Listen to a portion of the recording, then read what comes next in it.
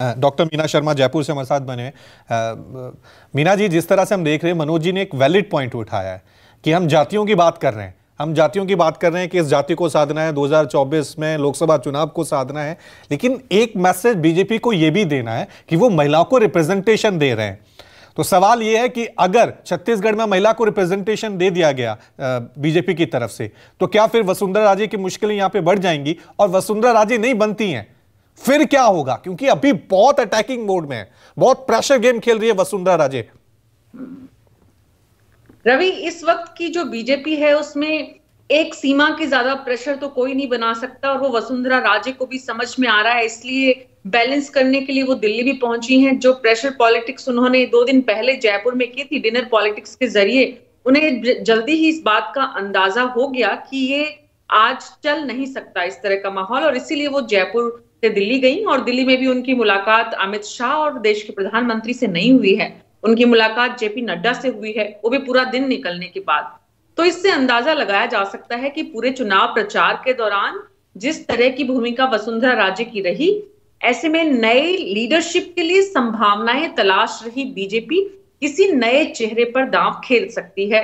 और ऐसे में दूसरे प्रदेश जो मध्य प्रदेश और छत्तीसगढ़ है, उनमें किसी महिला को, राजस्थान में भी महिला का नाम जो बार बार लगातार आ रहा है, हालांकि उसमें दिया कुमारी के नाम में जो सबसे बड़ी परेशानी है वो ये कि बहुत बहुत बड़ा अनुभव नहीं है। लेकिन कुल मिलाकर जो 6 दिन, आज छठा दिन शुरू हो चुका है, रविवार को नतीजे आए थे, आज हम शुक्रवार में हैं। तो सवाल ये है रवि कि जो समय निकल रहा है, ये समय बहुत ही सोच समझ कर निकाला जा रहा है।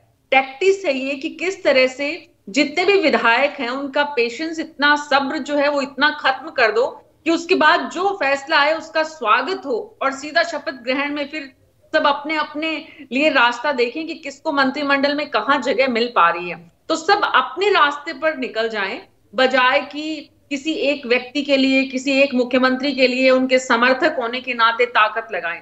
तो इस वजह से भी ये समय निकाला जा रहा है, और ऐसा होता दिख भी रहा है यहाँ पर। चाहे कुछ विधायकों को रिसोर्ट पे रखने की बात हो, चाहे वो अपनी मर्जी से गए हों, लेकिन अब जो है वो सबका एक ही है कि भाई किसी को भी बना दो, लेकिन मुख्यमंत्री बनाओ तो सही, हमारी भी बारी आए तो सही। क्योंकि इस बार बहुत बड़ी जो कैबिनेट आएगी, उस कैबिनेट में भी नए लोगों को बड़ी संख्या में जगह मिलेगी रवि।